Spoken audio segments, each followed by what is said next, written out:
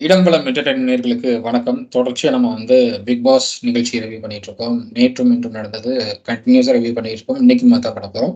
இன்னைக்கு நம்மளோட நம்ம பேசுறதுக்காக பிரியா குருநாதன் அவர்கள் நம்மளோட இருக்காங்க. வணக்கம். வணக்கம் வணக்கம் ஹரிஷ். ஸோ ஒரு வழியா இந்த வாரம் டாஸ்க்ல அந்த ராஜாராணி டாஸ்க் முடிஞ்சது. அது கொஞ்சம் என்ன சொல்றது, அவங்களோட தமிழும் ஓரளவுக்கு எல்லாருமே மெயின்டைன் பண்ணினாங்கன்றது தான் சொல்லணும். கஷ்டமான ஒரு விஷயமா இருந்தாலும் கொஞ்சம் மெயின்டைன் பண்ணினாங்க, பேசினாங்க. But the content was not அவ்வளோ இன்ட்ரெஸ்டிங்காலாம் இல்லை.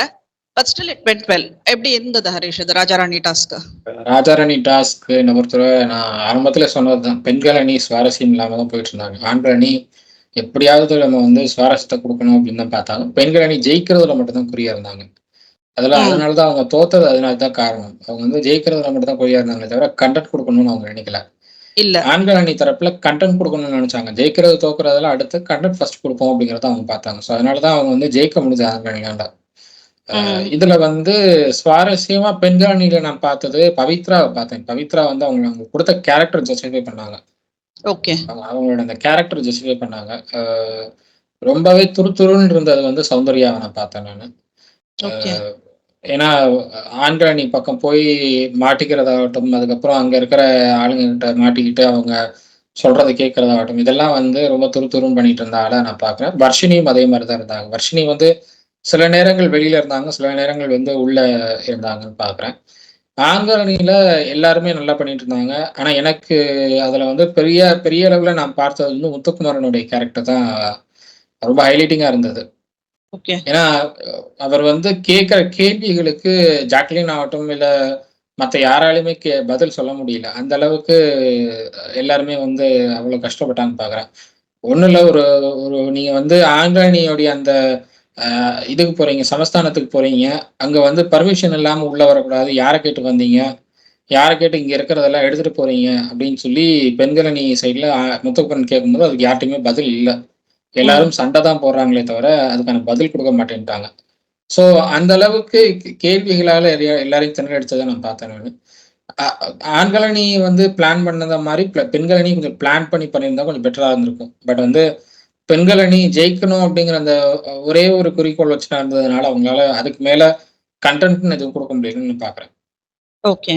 என்னோட பார்வையில இப்ப நீ சொன்ன மாதிரி பவித்ரா எனக்கு தெரிஞ்சு அந்த ரோல் மட்டும் தான் பண்ணினாங்க. மத்தபடி என்னமோ அந்த ராஜமாதான்றதுக்கு கொஞ்சம் ஐடியாஸ் கொடுக்கறது அந்த மாதிரி எல்லாம் அதெல்லாம் லேக்கிங்கா பார்த்தேன் நானு. அவங்க அந்த ஹஞ்ச் பேக் வச்சுட்டு அந்த ரோல் பண்ணிட்டா, பாட்டி வேஷம் போட்டுட்டா அது கிளிக் ஆகிடும்ன்ற மாதிரி எதிர்பார்த்தாங்க. பட் ஆனா நல்லா பெர்ஃபார்ம் பண்ணதா அங்க இருக்கிறவங்களே ஓட் பண்ணிருக்காங்க. சோ என்னோட வியூ ஆன் பவித்ரா இதுதான். அண்ட் சௌந்தர்யா எனக்கு தெரிஞ்சு இந்த வாரம் ஃபுல்லாவே டவுன் ஆயிட்டாங்கன்றதுதான் டவுனா தான் இருந்தாங்க. அவங்களுக்கு அது அவங்க லாஸ்ட் வீக் விஜய் சேதுபதி அந்த மாதிரி பேசினதுக்கு அப்புறம் அவங்க சொன்ன ஒரே விஷயம், யார் யார் என்னென்னலாம் பண்றாங்கன்னு நான் கவனிக்க போறேன்னு தான் சொன்னாங்க. அவங்க நான் என்னோட ஆட்டத்தை ஆட போறேன்னு சொன்னாங்க. நான் கவனிக்க போறேன், பொறுமையா யார் யார் என்ன பண்றாங்கன்னு கவனிக்க போறேன், எல்லாரையும் கவனிச்சு நான் அதுக்கப்புறம் என்னோட கேம் ஆட போறேன்னு சொன்னாங்க. ஸோ இந்த 1 வீக் ஃபுல்லா கவனிச்சிருக்கிறதா தான் நான் பார்க்குறேன். ஏன்னா இன்னைக்கு ப்ரோமோலெல்லாம் பார்த்தோம்னா ஏதோ டாஸ்க்குங்கிற ரீதியில நிறைய உண்மைகளை பேசுறாங்க சௌந்தர்யா. அது விஜய் விஷாலுக்கெல்லாம் நம்ம கேட்க நினைக்கிற கேள்வி கேட்கறாங்க அவங்க. சோ அது பாக்குறதுக்கு அழகா இருக்கு. எனக்கு என்னமோ அவங்க நிறைய நிறைய கவனிச்சிருக்கிறதா நான் பாக்குறேன். ஓகே. ஆனா எனக்கு அவங்க எதுவுமே பண்ணலன்ற மாதிரி ஒரு வருத்தம் இருந்தது. ஏன்னா நல்லா துள்ளி பட்டாம்பூச்சி மாதிரி ஓடிட்டு இருந்த ஒரு பொண்ணு முடங்கி போயிட்டு ஒரு இடத்துல இருந்தது. அவங்களோட அந்த கேரக்டர் கூட ஒரு 2-3 இடத்துல ஜெஃப்ரி கூட வரப்பதான் கொஞ்சம் ஹைலைட் ஆன மாதிரி இருந்தது. ஏன்னா ஒரு பூங்குழலி கேரக்டர் ரொம்ப அழகா சினிமால காட்டப்பட்டது. இன்னும் ஹீரோயினை விட அதிகமா அவங்களுக்கு தான் ஒரு பெர்ஃபார்மன்ஸ் இருந்தது, இம்பார்ட்டன்ஸ் இருந்ததா நான் பார்த்தேன் நான். சோ அந்த பாட்டு கூட இவங்க எடுத்து பண்ணிருக்கலாம். பட் ஏனோ அது லாகிங்கா இருந்ததை பார்த்தேன். இவங்க தான் பர்ஸ்ட் பெர்ஃபார்மன்ஸ்ல இவங்க பேரும் சிவகுமார் பேரும் சொல்லியிருக்காங்க. அதுல எந்த ஒரு முரண்பாடும் கிடையாது. பட் நானும் இருந்தாலும் அதுதான் நான் அக்செப்ட் பண்ணுவேன். ஏன்னா சௌந்தர்யா ரொம்ப டம்மியா இருந்தாங்க இந்த வீக். அவங்களுக்கு அது மென்டலி அவங்க ரொம்ப டிஸ்டர்ப் ஆயிட்டாங்களா அப்படின்ற ஒரு ஃபீல் வந்துருச்சு. அது எனக்கு அந்த மாதிரி எதுவும் தோணல. மென்டலி அவங்க டிஸ்டர்ப் ஆயிட்டாங்கிற மாதிரி தோணல. ஏன்னா நேத்து அந்த ராஜாராணி டாஸ்க் எல்லாம் முடிஞ்சதுக்கு அப்புறம் நைட்டு வர்ஷினி, ஜாக்லின், சௌந்தர்யா 3 பேர் பண்ண ரகலையில எனக்கு தெரிஞ்சு பிக் பாஸே கொஞ்சம் தலைவலின்னு உட்காந்துருப்பாருன்னு நினைக்கிறேன். ஏன்னா அந்த அளவுக்கு ரகலை. ஒரு பர்கர் கேட்டு இவங்க எல்லாம் ஒரு டீமா சேர்ந்து பண்ண ரகலை, ஏகப்பட்ட ரகலை. இதுல சௌந்தர்யா, ஜாக்லின், வர்ஷினி 3 பேரும் ஏதோ ஒரு பாட்டுக்கு வந்து டான்ஸ்லாம் ஆடுனாங்க. அதெல்லாம் வந்து ரொம்ப அழகா இருந்தது. பம்பளி பாட்டு அது.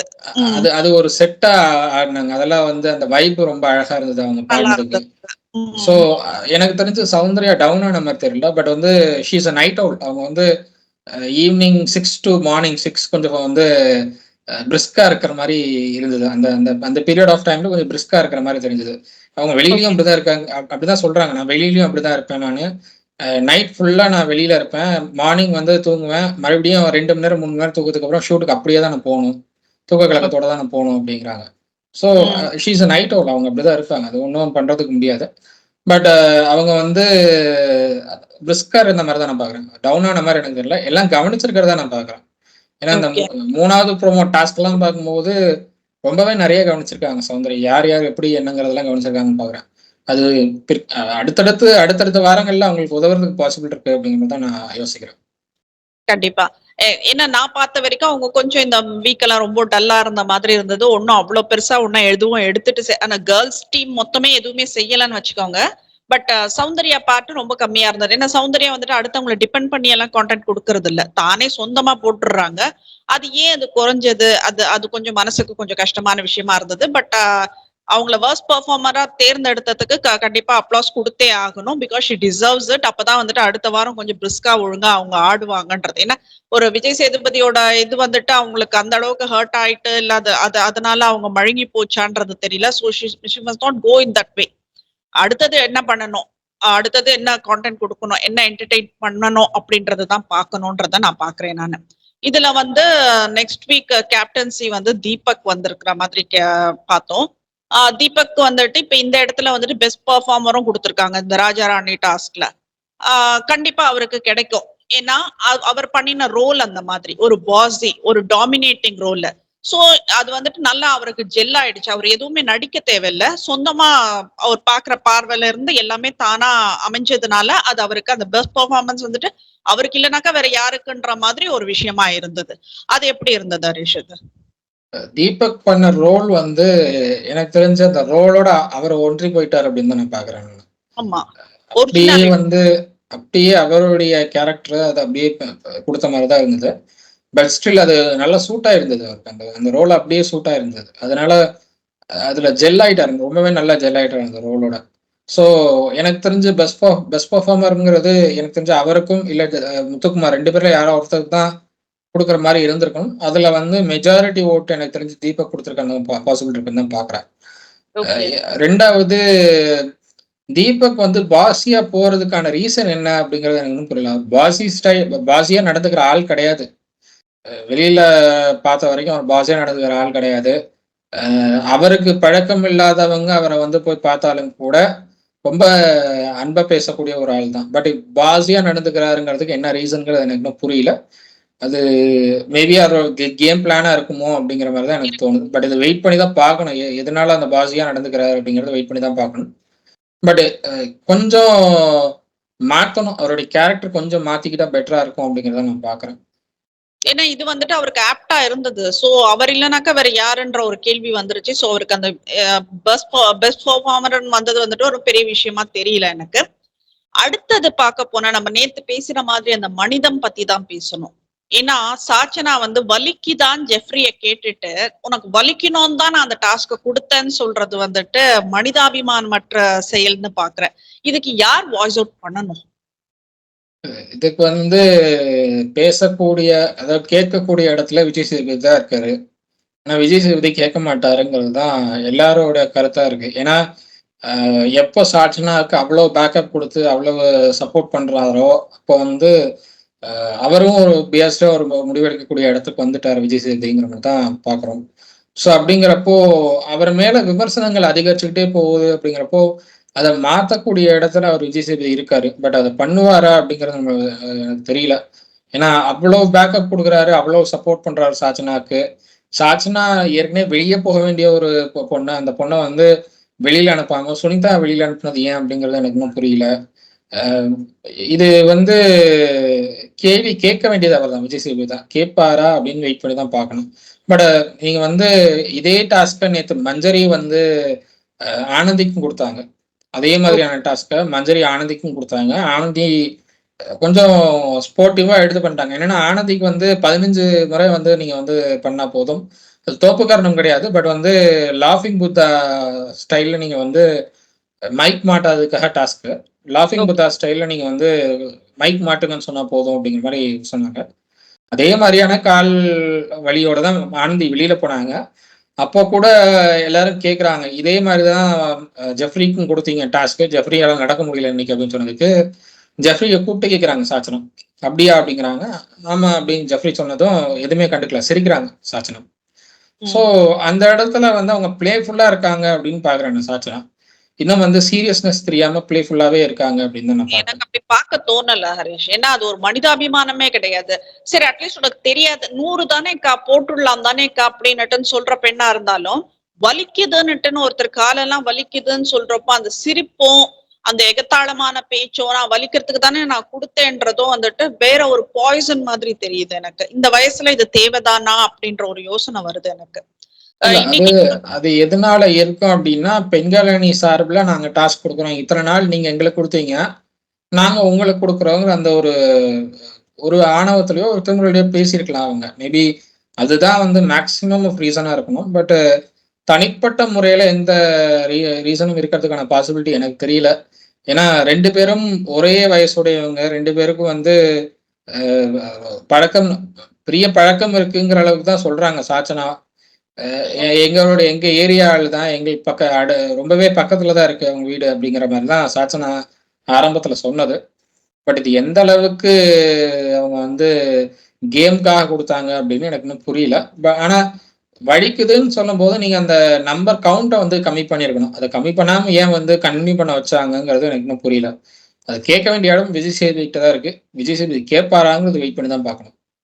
இல்ல அது வலிக்குதுன்னு சொல்றப்போ வலிக்குதான்னு கேட்டுட்டு வலிக்குதுன்னு ஒரு பையன் சொல்றப்போ சாரிடா அப்படின்றதையாவது சொல்லலாம். சரி உனக்கு சாரி சொல்ல வரலனாலும் என்ன ஏதாச்சும் பாம் வேணுமா தைலம் ஏதாச்சும் கொடுக்கட்டுமா அப்படின்ற அந்த மாதிரி ஏதாச்சும் கூட ஒரு கரிசனமா ஒரு வார்த்தை சொல்லியிருக்கலான்றதுதான். முடிஞ்சிடுச்சு முடிஞ்சதை மாத்த முடியாது. பட் அட்லீஸ்ட் அடுத்தது வந்துட்டு ஒரு வார்த்தை கரிசனமா கேட்டிருக்கலாமேன்றதுதான். இதை தவிர்த்து முத்துக்குமார் இப்ப இன்னைக்கு எல்லாம் பாக்குறப்போ வந்துட்டு எரும மாடு பன்னி அப்படி எல்லாம் சொல்லிட்டு இருக்காங்க. இது என்ன மாதிரி வளர்ப்புன்னு எனக்கு புரியல ஆக்சுவலி. அவங்க கான்டென்ட் முத்துக்குமார் குடுக்குறேன் முத்துக்குமார் பெண் வந்து பண்றாங்க. முத்துக்குமார ஒரு பிரதர் ஃபீல்ல சாச்சனா பார்க்குறாங்க. இருக்கட்டும் இருக்கட்டும். முத்துக்குமார் வந்து எப்படி பார்க்குறாருன்னா, அந்த வீட்ல ஒரு சின்ன பொண்ணு கடைக்குட்டிங்கிற ரேஞ்சுல சாச்சனாவ பார்க்குறாரு. பட் ஸ்டில் முத்துக்குமார்ட்ட போய் கேட்குறாங்க சாச்சனா. இந்த வீட்ல உங்களுக்கு பிடிச்ச ஆள் நான் தான, உங்களுக்கு பிடிச்ச பொண்ணு நான் தானன்னு சொன்னதுக்கு இல்லங்கிறாரு முத்துக்குமரன். ம். அது ஆக்சுவலா விளையாட்டுக்கு பண்ணியிருக்கலாம், பேசலாம். பட் அது வெளியில என்ன மாரி போர்ட்ரே ஆகுங்கிறத நம்மள யோசிக்கணும். அது பேசுறதுக்கு முன்னாடி யோசிக்கணும். அது கண்டிப்பா யோசிக்காம சாட்சினா கன்டினியூஸா பேசுறாங்க. அ ஃப்ர முதல் நாளே வந்து நான் வெளியில போறேன்னு சொன்னது அப்படிங்கிறது, அதுவும் யோசிக்காம தான் பேசுனாங்க. யோசிக்காம பேசினோம் நிஜம். அதுக்கப்புறமும் அவங்க வந்து நான் வந்து இனிமே எல்லாம் யோசிச்சு பேசுவேன்னு சொல்லி எல்லாம் சொன்னதுக்கு அப்புறமும், மறுபடியும் தேவையில்லாத வார்த்தைகள் விடத்தான் செய்றாங்க. அது வந்து சாச்சனா கிட்ட மாறாத ஒண்ணா இருக்கு. அவங்களுடைய கேரக்டரோட ஒன்றி போன ஒரு விஷயமா இருக்கு. அது வந்து மாத்திக்க முடியாத சாச்சனாவாலன்னு தான் நான் பார்க்குறேன். So okay. அப்படிங்கிறப்போ, அது அவங்களுடைய கேரக்டர் அப்படிதாங்கிறப்போ நம்ம வந்து அது ஒண்ணும் சொல்ல முடியாது. அது வெளியில எப்படி போய் சேருங்கிறது சாச்சனா புரிஞ்சுக்கிட்டா தான் உண்டு. நேத்து எலிமினேஷனுக்கு யார் போவாங்க? எலிமினேஷன்ல யார் வெளியில போவாங்க? யார் வெளியில போவாங்கன்னு எல்லார்ட்டயும் கேட்டுட்டு இருந்தாங்க. ம். எல்லார்ட்டயும் கேட்டுட்டு சௌந்தர்யாவையும், ஜாக்லினையும் பத்தி தப்பா பேசிட்டு இருந்தாங்க வெளியில சாச்சனா. ம். இதுதான் நடந்துட்டு இருந்தது. தர்ஷிகாட்ட வந்து சௌந்தர்யாவுக்கு பெரிய ஃபேன் பேஸ் இருக்கு. ஆனா சௌந்தர்யா எதுவுமே பண்ணல. ஆனா ம். சௌந்தர்யாக்கு எப்படி இவ்ளோ பெரிய ஃபேன் பேஸ் இருக்குன்னு எனக்கு இன்னும் கிளாப்ஸ். புரியல அப்படின்னு புலம்பிட்டு ம். இருந்தாங்க. ஸோ ம். இதெல்லாம் வந்து சாச்சனாக்கு பேச வேண்டிய விஷயமே இல்ல. வெளியேற்ற போறதுங்கிறது வந்து மக்கள் முடிவு பண்ற விஷயம். புரொடக்ஷன் டீம் முடிவு பண்ற விஷயம். அதுல வந்து சாச்சனா என்ன முடிவு எடுப்பாங்க அப்படின்னு எனக்கு இன்னும் புரியல. மேபி ஒருவேளை ஃபைனலிஸ்ட் யாருங்கிற முடிவ வந்து சாச்சனா எடுக்க சொல்லி சொல்லப் போறாங்களா அப்படின்னு எனக்கு இருக்காங்க. புரியல. ஏன்னா இல்ல. விஜய் சேதுபதி ஹாஸ்ட்ங்கிறப்போ அந்த பவரையும் விஜய் சேதுபதி அவங்களுக்கே குடுத்துட்டாரோ அப்படிங்கிற மாரி தான் தோணுது எனக்கு. ஏன்னா சாச்சனா பேசுறது எல்லாமே அப்படிதான் இருக்கு. ஸோ ம். இதெல்லாம் கிளாரிஃபை பண்ண வேண்டியது விஜய் சேதுபதி தான். அவர் பண்ணுவாரான்னு எனக்கு தெரியல. கண்டிப்பா. இப்போ பயமே இருக்கு. எல்லாமே வந்துட்டு சாச்சினாதா முடிவு பண்றாங்களா அப்டின்னுட்டுன்னு. இப்போ அங்க கிளாப்ஸ் இருந்தது. Okay fine. அவங்களுக்கு என்ன தேவையோ ரசிகர்களுக்கு அவங்க கிட்ட என்ன எதிர்பார்க்குறாங்களோ அத அவங்க குடுக்குறாங்க. அந்த டான்ஸ், அந்த எக்ஸ்பிரஷன்ஸ், அந்த மூவ்மெண்ட்ஸ் ஓகே. அதுக்கு கிளாப்ஸ் இருக்கு. இல்ல அவங்க அவங்க கிட்ட இருக்கிற ஒரு இன்னோசென்சி அவங்களுக்கு நடிக்க தெரியல. இப்ப உன்ன மாதிரி இங்கி கொண்டா அங்கி கொண்டாலாம் பேச தெரியல. எதுவா இருந்தாலும் அவசரப்பட்டு ஏதோ ஒண்ணு புரிஞ்சுக்கிறாங்களே தவிர, தப்பு தப்பா புரிஞ்சுக்கிறாங்களே தவிர, அவங்க கிட்ட வேற மைனஸ் எல்லாம் கிடையாது. அத வந்துட்டு மக்கள் அட்ஜஸ்ட் பண்ணிக்கிறதுக்கு தயாரா இருக்காங்க. அதுக்கு கிடைக்கிற அந்த கிளாப்ஸ், நீ அத ஒரு உன் வயசு என்ன, சௌந்தர்யா வயசு என்ன, இந்த வயசுக்கு வந்துட்டு நீ இவ்வளவு வித்தியாசம் இருக்கும் போதே வந்துட்டு ஒருத்தரோட கிளாப்ஸ், யாரோ மக்கள் கொடுக்குற கிளாப்ஸுக்கு நீ எதுக்கு இவ்வளவு வயிறெறியறன்றது எனக்கு புரியவே இல்ல. இது எல்லாமே அப்போ வந்துட்டு இப்ப அடுத்தது சொல்லுவாங்களா, சௌந்தர்யா ஃபேன்ஸ் எல்லாம் வந்துட்டு அங்க விசிட்டர்ஸா வரக்கூடாது, ஆடியன்ஸா வரக்கூடாதுன்னு சொல்லுவாங்களோ, இல்ல விஜய் சேதுபதி அதுக்கு ஓகே சொல்லுவாரோ தெரியல. ஏன்னா ஃபர்ஸ்ட் வீக் நம்ம பாக்குறப்போ விஷாலுக்கு நிறைய கிளாப்ஸ் இருந்தது. அப்ப கேக்குறாரு, விஷாலுக்கு நிறைய ஃபேன்ஸ் போல இருக்கு அப்படின்னுட்டு. ஆனா அடுத்து வரப்ப விஷாலுக்கு கிளாப்ஸே இல்ல. சோ இது எல்லாமே வந்துட்டு சௌந்தர்யா ஒரு ஏதோ ஒரு லெட்டர் எழுதி கொடுக்குற மாதிரியும், ஐ மீன் சௌந்தர்யா சாச்சனா ஒரு லெட்டர் எழுதி கொடுக்குற மாதிரியும், விஜய் சேதுபதி அதுக்கேத்த மாதிரி தான் வந்துட்டு அங்க பெர்ஃபார்மன்ஸ் பண்ற மாதிரியும் தான் இருக்கே தவிர, அங்க உண்மையிலேயே வந்துட்டு என்ன நடக்குதுன்றது தெரியல. இல்ல சாச்சனாக்கு ரொம்ப இடம் கொடுக்கறத தான் பாக்குறேன். ரொம்பவே இடம் கொடுக்குறாங்க சாச்சனாக்கு. சாச்சனா பண்ற தவறையும் அவங்க சுட்டிக்காட்ட மறுக்கிறாங்க. அது ஏங்கிறது எனக்கு புரியல. நீங்க வந்து இந்த வயசுல அவங்க பண்ற தப்ப சுட்டிக்காட்டினாதான் வந்து போக போக அவங்க வளரும் போது அந்த தவறுகளை வந்து சரி பண்ணிக்குவாங்க. அவங்க பண்ற தப்பெல்லாம் பாக்குறதுக்கு அழகா இருக்கு, சின்ன பொண்ணு தானே அப்புறம் மாத்திக்குவான்னு நீங்க விட்டுட்டீங்கன்னா அது கடைசி வரைக்கும் மாறாது.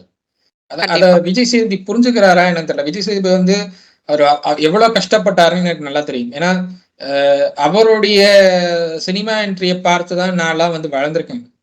அவர் வந்து ஒரு சார்ட்டர்ட் அக்கௌண்டன்ட்டா அவருடைய வேலையை தொடங்கினப்போ எனக்கு அந்த அந்த கதையெல்லாம் எனக்கு ரொம்பவே நல்லா தெரியும். ஏன்னா அவர் எங்க வேலை பார்த்தவரோ அந்த ஃபேமிலி வந்து எனக்கு ரொம்ப க்ளோஸ். ஸோ அவங்க விஜய் சேதுபதியோட கதைகள் எல்லாத்தையும் எனக்கு சொல்லியிருக்காங்க. அவங்க அதெல்லாம் சொல்லும் போது எனக்கு விஜய் சேதுபதியோடைய கதைகள் எல்லாம் ஒரு இன்ஸ்பிரேஷன் மாதிரி இருந்தது. பட் இப்போ நான் பார்க்குற விஜய் சேதுபதி அப்படியே வேற மாதிரி இருக்காரு. இது வந்து எந்த விஜய் சேதுபதி உண்மை அப்படிங்கிற அந்த கேள்வி எனக்கு எழுப்புது. ஸோ இதை வந்து அவர் தான் தெளிவுபடுத்தணும். விஜய் சேதுபதி அவர்கள் தான் தெளிவுபடுத்தணும். ஏன்னா நிறைய விஷயங்கள் வந்து சாட்சியம் தவறுபடும் போது தவறுகளை சுட்டி காட்ட வேண்டிய இடத்துல இருக்காரு. ஒரு ஒரு ஹாஸ்டா ஒரு ஜட்ஜா நீங்க தான் இருக்கீங்க அப்படின்னா, ஜட்ஜ் வந்து மக்கள் ஓட்டு போடுறாங்கிறதுனால ஜட்ஜ் அவங்க தான் சொல்லிட்டு போயிடலாம் நீங்க. ஆனா வந்து மக்கள் என்னதான் வந்து ஓட்டு போட்டாலும் தவறுகளை சுட்டி காட்ட வேண்டிய இடத்துல நீங்க தான் இருக்கீங்க. அப்படிங்கிறப்போ நீங்க தான் அதை பேசணும். இன்னைக்கு அவங்க செய்யற தப்ப நீங்க வந்து சுட்டி காட்டலன்னா அது காலப்போக்குல அது இன்னுமே அதிகரிக்கிறதுக்கான பாசிபிலிட்டிஸ் இருக்கு. தப்ப சுட்டி காட்டினா மட்டும்தான் அவங்களால திருத்த முடியும். அப்போ நீங்க அதை சுட்டி காட்ட தவறுறீங்கன்னா நீங்களே ஒரு பேஸ்டா இருக்கீங்க அப்படின்னு தான் நான் பாக்குறேன். அதை மாத்திக்கணும். அதை மாத்தணும் அப்படிங்கிறது தான் நான் விஜய் சேதுபதி அவர்கள்ட்ட எதிர்பார்க்கிற ஒரே ஒரு விஷயம். அவர் வந்து ஹாஸ்டிங் நல்லா பண்றாரு பண்ணல அப்படிங்கறதெல்லாம் செகண்டரி. ஏன்னா கமல் அவர்கள் மாதிரி பண்ண முடியாது, யாராலையும் பண்ண முடியாது. கமல் அவருடைய ஹாஸ்டிங் ஸ்டைல் வேற, அவருடைய மேனரிசம்ஸ் வேற. அவர் வந்து ஒரு விஷயத்த பெருசா எடுத்துட்டு போகணும்னு நினைக்க மாட்டாரு. ஆனா மக்களுடைய கருத்துக்களை அழகா புரிஞ்சுக்குவாரு. அதை அப்படியே அழகா வெளிப்படுத்துவாரு. அந்த ஸ்டைல் எல்லாருக்கும் வராது. இப்ப வந்து ரஜினிகாந்த் அவர்கள் கூட்டிட்டு வந்து இந்த ஷோ நடத்துங்கன்னு சொன்னா கமலோடைய ஸ்டைல ரஜினிகாந்த் பண்ண முடியாது. ரஜினிகாந்த் அவருடைய ஸ்டைல தான் பண்ண முடியும். ஸோ விஜய் சேதுபதிக்கிட்ட நான் அதை எக்ஸ்பெக்ட் பண்ணல. பட் வந்து தப்புன்னு நீங்க நிக்கணும். நீங்க வந்து அந்த ஸ்டாண்டுக்கு நீங்க வரலைன்னா நீங்க ஹாஸ்டா இருந்து யூஸ் இல்லைன்னு தான் நான் பாக்குறேன். இப்ப அடுத்தது இப்ப நான் என்ன சொல்ல வரேன்னா ரேஷ், இப்ப தீபாவளி அன்னைக்கு அவங்க போட்ட அந்த சாச்சனாவோட இலைய மட்டும் போக்கஸ் பண்ணிட்டு போட்டப்போ வந்துட்டு கொஞ்சம் எல்லாருக்குமே கஷ்டமா இருந்தது. நான் கூட வாய்ஸ் அவுட் பண்ணினேன். இப்ப இந்த ஒரு சின்ன பொண்ணு எதுக்காக இந்த பொண்ணை இப்படி டார்கெட் பண்ணும், ஏதோ ஒன்று விளையாட்டுத்தனமா சொல்லிடுச்சு அப்படின்னுட்டுன்னு நம்ம வெளியில இருந்து பாக்குறதுனாலதான் நம்மளுக்கு தெரியல. அது விஜய் டிவியோட எடிட்டிங் டீம் அழகா யாரை எப்படி போக்கஸ் பண்ணணும்ன்றது தெரிஞ்சுதான் பண்ணிருக்காங்கன்றதுதான் இப்ப நம்மளுக்கு புரிய வருது. ஏன்னா ஒவ்வொரு விஷயத்திலயுமே அந்த பொண்ணோட ஆட்டிடியூடும் அந்த பொண்ணோட இதுவும் எனக்கு சுத்தமா பிடிக்கல. அந்த அளவுக்கு தான் பிஹேவ் பண்ணிட்டு இருக்காங்க. So next will come Darshika. Darshika வந்து ஃபர்ஸ்ட் ரொம்ப இனிஷியலா வந்துட்டு கேப்டன் ஆனாங்க. கேப்டன் ஆனதுக்கு அப்புறம் வந்துட்டு அவங்க ஆட்டிடியூட் கொஞ்சம் மாறுச்சு, லைக் பாசிட்டிவ் வேல மாறுச்சு. சோ அதுக்கேத்த மாதிரி அனுசரிச்சுட்டு போனாங்க. செகண்ட் டைம் கேப்டன்ஷிப் வந்துச்சு, அப்பெல்லாம் அழகா ஆடினாங்க. அதுக்கப்புறம் வந்துட்டு கொஞ்சம் ஸ்லோ டவுன் ஆனாங்க. ஏன்னா அந்த ஒரு 4 வாரத்துல அவங்களோட ஃபுல் எஃபர்ட்டும் அவங்களோட ஃபுல் டேலண்ட்டும் வெளியில கொண்டு வந்துட்டாங்க. அதுக்கு மேல அவங்க கிட்ட சரக்கு இல்லைன்றதுதான் உண்மை. சோ இப்ப என்ன பண்றாங்க, நம்மள கடைசியா வெளியில அனுப்பிடுவாங்க. ஏன்னா நம்மளது ரொம்ப லோவஸ்ட்ல இருக்கு, நம்மளுக்கு கிளாப்ஸ் கிடையாது, நம்மளுக்கு இப்ப வந்து அந்த வைல்ட் கார்டு என்ட்ரிஸ் நல்லா வேற சொல்லிட்டு இருப்பாங்க, இந்த மாதிரி எல்லாம் இருக்கு அப்படின்னு சொல்லிட்டுன்னு. சோ நமக்கு வந்துட்டு ரொம்ப டவுன்ல இருக்குதுன்றதுனால இப்ப என்ன பண்றாங்க, அந்த காதல் லவ்ன்றத ஒரு விக்டிம் கார்டா தூக்கி இருக்காங்க. சோ இப்ப என்ன பண்றாங்க, சம்மந்தமே இல்லாம விஷால கூப்பிட்டுட்டு நம்ம அந்த ஒரு இது பண்ணணும்னுட்டுன்னு அவங்க ஆக்சுவலி கேமுக்கு தான் பண்றாங்க. விஷால் அத நிஜமா நம்பிடக்கூடாதுன்றதுதான் வந்துட்டு நம்ம ரிக்வெஸ்ட். இதுல இவங்க கேமுக்காக பண்ண ஆரம்பிச்சு இப்ப இன்னைக்கு தர்ஷிகாவோட முகமே வேறையா இருந்தது. அவங்க ஆக்சுவலி ப்ரொமோல காட்டுறாங்க, ப்ரொமோல காட்டினது 24/7ல பார்த்ததோ இது. அவங்க கேக்குறாங்க, உங்களுக்கு ரோஷோன்றதே இல்லையா, உப்பு போட்டு சாப்பிடுறது இல்லையா, உங்களுக்கு வேணும்னா எங்க வீட்டுல இருக்கிற உப்பு கொஞ்சம் அனுப்புறேன்னு சொல்லிட்டுன்னு ஒரு வார்த்தை சொல்றாங்க. ஆக்சுவலி அவங்க யார பாயிண்ட் பண்றாங்கன்றது தெரியல. ஐ திங்க் சோ சிவகுமார், ஏன்னா சிவகுமார் ஃபேஸ தான் காட்டுறாங்க அடுத்தது. இது ரொம்ப எக்ஸ்ட்ராடினரியா இருக்கு, ரொம்ப அன்அக்செப்டபிளா ஸ்பீச்சா இருக்கு. இது எப்படி இருந்தது இதை கேக்குறப்போ? அவங்க வந்து எதை மீன் பண்ணி சொல்றாங்கன்னு தெரியல. அவங்க வந்து தெரியல. யாரோ ஒருத்தர் இத மாரி பேசுறாங்கங்கிறத சுட்டிக்காட்டுறாங்களா? இல்ல அவங்க ஸ்டைல்ல சொல்றாங்களான்னு எனக்கு புரியல. பட் வந்து இந்த காதல் அப்படிங்கிற அந்த அந்த கான்செப்ட் வந்து ஒர்க் அவுட் ஆகல எனக்கு தெரிஞ்சு. அது கேம் ஏன்னா அது, அவ்வளவுதான். எல்லாரையும் அது இரிட்டேட் பண்ணுது. ரொம்பவே இரிட்டேட் பண்ணுது. 24/7 லைவ்ல கூட அத ரொம்ப இரிட்டேட் பண்ற மாரி தான் அந்த கன்டென்ட்ல போயிட்டு இருக்கு. உங்களுக்கு வந்து லவ் கன்டென்ட் குடுக்க தெரியலன்னா விட்டுறணும். அத விட்டுட்டு நான் குடுப்பேன்னு சொல்லிட்டு இருந்தீங்கன்னா, அது ஒர்க் அவுட் ஆகாது. உள்ளேயே ஒரு டைரக்டர் இருக்காரு. அவர் வந்து ஏற்கனவே ஒரு லவ் கன்டென்ட் குடுத்து எக்கச்சக்கமா சிக்கிட்டு நிக்கிறாரு அவரு. அவர பார்த்தாவது நீங்க புரிஞ்சுக்கணும். இந்த மாரி கன்டென்ட் ஒர்க் அவுட் ஆகாது அப்படிங்கிறத. மக்கள் கண்டிப்பா. வந்து இப்பல்லாம் ரொம்பவே வந்து தெளிவா இருக்காங்க மக்கள். யார் என்ன பண்றாங்க என்னங்கிறதெல்லாம் எல்லாரும் கவனிக்கிறாங்க. ஸோ ரொம்பவே கவனமா எல்லாம் பார்க்குறப்போ, இது வந்து ஃபேக் அப்படிங்கிற மாரி எல்லாருக்குமே தெரியும். கண்டிப்பா. எனக்கு தெரிஞ்சு விஷால் இதுல விழமாட்டாரு. பட் விஷால் வந்து அ என்ன சொல்றது? அவர் கொஞ்சம் தெளிவா தான் பண்ணிட்டு இருக்கிறதா நான் பார்க்குறேன். அவருடைய கேமுக்கு ரொம்ப தெளிவா ஆடுறாரு. இது பண்ணா நம்ம வந்து ஃபோக்கஸ் ஆவோம் அப்படிங்கிறது தான் அவருடைய கான்செப்ட்டா நான் பார்க்குறேன். தர்ஷிகாவ வந்து ஃபோக்கஸ் பண்ணி குடுக்கணும் அப்படிங்கிறது அவருடைய கான்செப்ட் இல்ல. தர்ஷிகா அவங்க டவுன் ஆனதுக்கு காரணம் வந்து எல்லா எஃபோர்ட்டும் போட்டுட்டாங்க. பட் எல்லா எஃபோர்ட் போட்டுமே வந்து அவங்களுக்கு வந்து பெஸ்ட் பெர்ஃபார்மர்ங்கிற அந்த இத தாண்டி பெரிய லெவல்ல எந்த அப்ரிசியேஷன்ஸும் வரல. ஓகே. ஸோ அதனால வந்து இதுக்கு மேல நம்ம எஃபோர்ட் போட்டு யூஸே இல்லங்கிற முடிவுக்கு தர்ஷிகா வந்துட்ட மாரி தான் நான் பார்க்குறேன். ஓகே. அதனால தான் ரொம்ப அமைதியா இருக்காங்க. ரொம்ப என்ன பண்றது? அடுத்து என்ன பண்றதுங்கிறது தெரியாத ஒரு நிலையில இருக்காங்க. இன்னும் சொல்ல போனோம்னா, ஈகோ கிளாஷ் அதிகமா இருக்கு அவங்ககிட்ட. நிறைய வருது. எல்லார்கிட்டயும் அவங்ககிட்ட ஈகோ கிளாஷ் இருக்கு. சௌந்தர்யா, ஜாக்லின் 2 பேர்கிட்டயும் அதிகமா இருக்கு அவங்களுக்கு ஈகோ கிளாஷ். ஓகே. 2 பேருமே வந்து மக்கள்கிட்ட ஒரு நல்ல வரவேற்பு இருக்கு 2 பேருக்குமே அப்படின்னு உடனே அந்த ஈகோ கிளாஷ் வர ஆரம்பிச்சிருச்சு அவங்களுக்கு. எதுவுமே பண்ணல அவங்க அப்படிங்கிற நீங்க பார்க்கல, நீங்க பார்த்திருக்க மாட்டீங்கங்கிறதுக்காக அவங்க எதுவுமே பண்ணலன்னு சொல்ல முடியாது. நேத்து சாச்சனா கிட்ட பேசும்போது அவங்க தான் அததான் சொல்றாங்க. சௌந்தர்யா எதுவுமே பண்ணல. ஆனா மக்கள் கிட்ட இருந்து அவ்வளவு சப்போர்ட் வந்து சௌந்தர்யா கிடைக்குது அப்படிங்கிறாங்க. சௌந்தர்யா எதுவுமே பண்ணலன்னு சொல்ல முடியாது. சௌந்தர்யா பண்றது மக்களுக்கு நல்லா தெரியுது. ஆமா. அவங்க வந்து இப்போ கமல் சார் வந்து ஒரு ஷோ இந்த பிக் பாஸ் ஷோ பண்ணும்போது, ஏதாவது ஒரு பிரச்சனைன்னு வந்தா ஒரு ரியாக்ஷன்ல அந்த அந்த பிரச்சனைக்கு வந்து சொல்யூஷன் முடிச்சுருவாரு. ரியாக்ஷன்ல காட்டி முடிச்சுருவாரு. பார்வைதான். ஆமா. அது அந்த அழகு எங்கேயுமே பார்க்க முடியாது. அந்த மாதிரி இருந்தது. சோ சௌந்தர்யா அந்த கிட்ட அந்த அந்த பார்வை தான் எனக்கு. ரியாக்ஷன்ஸும் வந்து சௌந்தர்யா கிட்ட நான் பார்க்கிறேன். அந்த ரியாக்ஷன்ஸ்ல தான் அவங்க சௌந்தர்யா வந்து அந்த பிரச்சனைக்கான சொல்யூஷன்ஸ் அவங்க அதுல தான் குடுக்குறாங்க. எனக்கு இது பிடிக்கல அப்படின்னா, அதுக்கு ஒரு ரியாக்ஷன். ஒரு வியர்டா இருக்குன்னா, அதுக்கு ஒரு ரியாக்ஷன் குடுக்குறாங்க.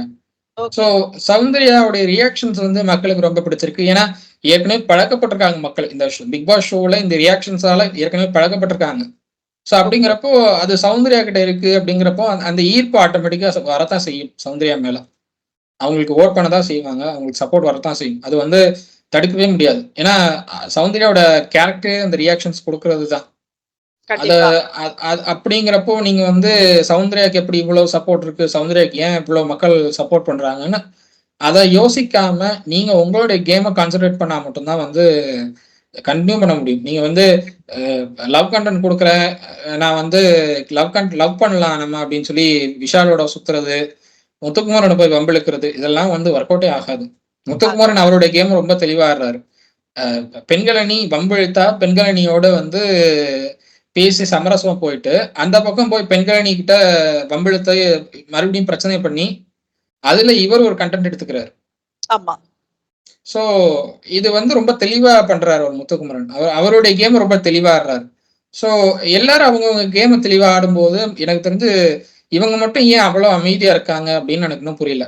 அந்த ஈகோ கிளாஷ்லாம் விட்டுட்டு, உங்களுடைய கேம மறுபடியும் நீங்க ஸ்டார்ட் பண்ணணும். ஆனா ஸ்டார்ட் பண்ண முடியுமா இப்போ அப்படின்னா, எனக்கு தெரிஞ்சு அதுக்கு வாய்ப்பு இல்லன்னு சொல்லுவேன். வாய்ப்பில்ல. இன்னொரு 1 ஆர் 2 வீக்ஸ் அப்படின்னு தான் நான் சொல்லுவேன் நானு. தர்ஷிகாவ பொறுத்தவர. அவ்வளவுதான்.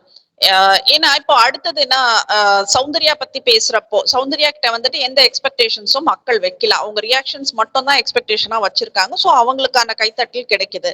இப்ப நாமளும் அப்படிதான் ரிவ்யூ பண்றப்போ வந்துட்டு மத்தவங்க எல்லாம் பண்றதை விட அந்த சௌந்தர்யாவோட எக்ஸ்பிரஷனே ஜாஸ்தி இருக்க மாதிரி இருக்காங்க. கான்டென்ட் எதுவுமே கிடையாது.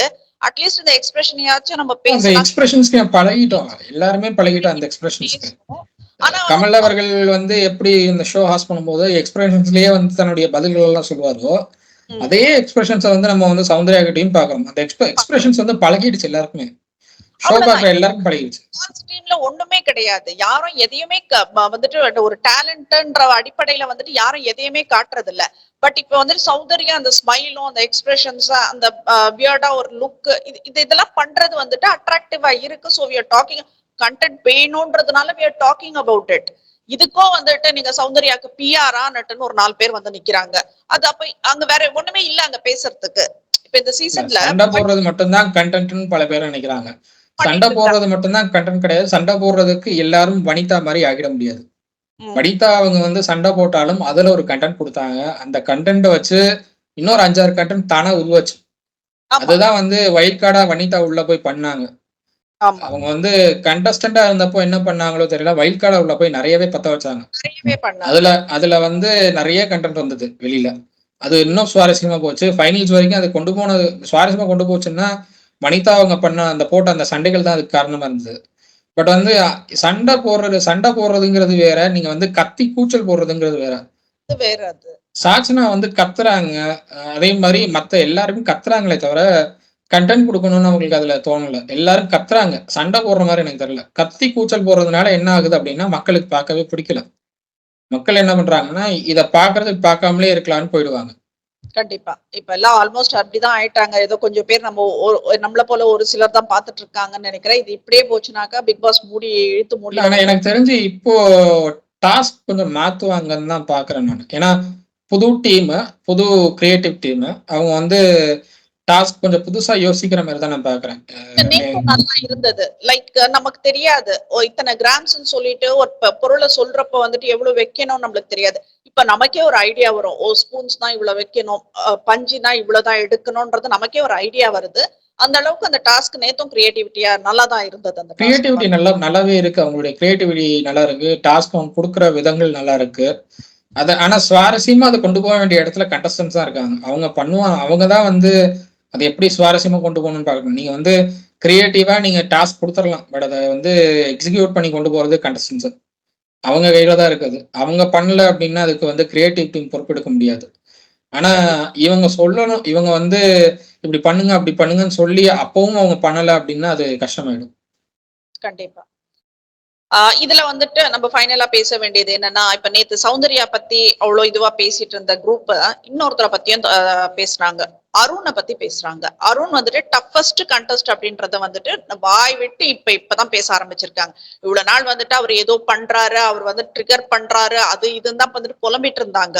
ஏன்னா அவரை மட்டம் தட்டணும்ன்றதுனால அவரையும் வந்துட்டு ஷோவே வந்துட்டு கார்னர் பண்ணி வச்சிட்டு இருந்த ஒரு ஜீவனை இப்ப இன்னைக்கு அன்ஷிதா இவங்க ஆர்ஜே ஆனந்தி எல்லாம் உட்காந்து பேசுறப்ப சொல்றாங்க அருண் டஃபஸ்ட் கண்டஸ்டன்ட் அப்படின்றாங்க. உண்மையிலேயே கேட்கறதுக்கு நல்லா தான் இருக்கு. ஏன்னா ஏதோ சம்திங் நீங்க ஒருத்தரை வந்துட்டு அப்சர்வ் பண்ணிருக்கீங்க, அனலைஸ் பண்ணிருக்கீங்க, அந்த அளவுக்கு டைம் ஆச்சும் எடுத்திருக்கீங்கன்றதுதான் சந்தோஷம். அவருடைய கேம் எடுத்து ஆடுறாரு. அவரோட கேம் எடுத்து ஆடுறாரு. நீங்க எனக்கு சான்ஸ் கொடுக்க மாட்டீங்க, நானே எனக்கு அந்த சான்ஸ் உருவாக்கிக்கிறேன்னு ஆடினாரு. அதுதான் வந்து அவருக்கு இருக்கிற பெரிய பிளஸ் அருணுக்கு.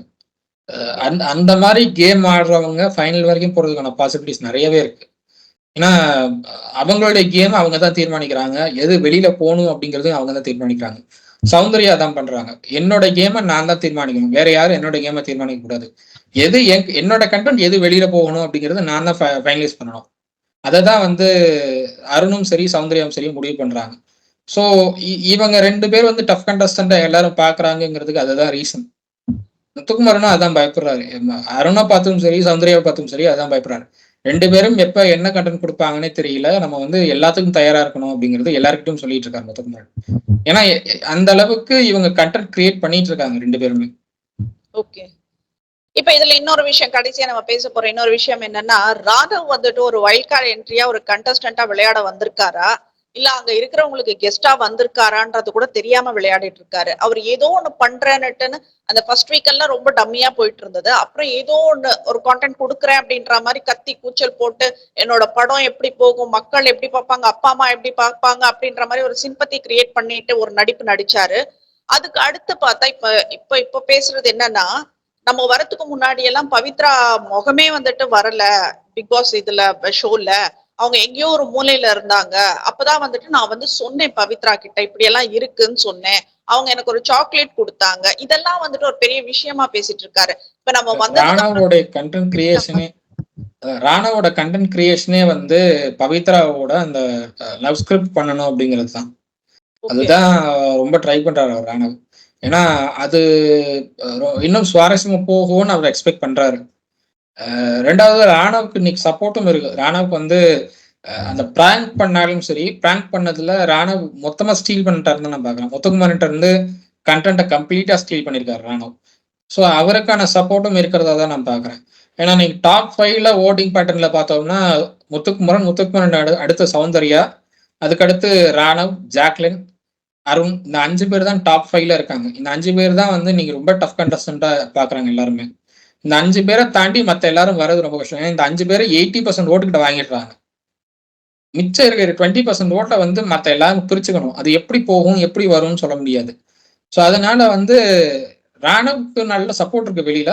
பட் அவர் இந்த லவ் சென்டிமெண்ட், லவ் கண்டென்ட்டை தவிர்த்துட்டு வேற ஏதாவது ட்ரை பண்ணலாம். வேற ஏதாவது ட்ரை பண்ணா கொஞ்சம் பெட்டரா போகும் அவருக்கு.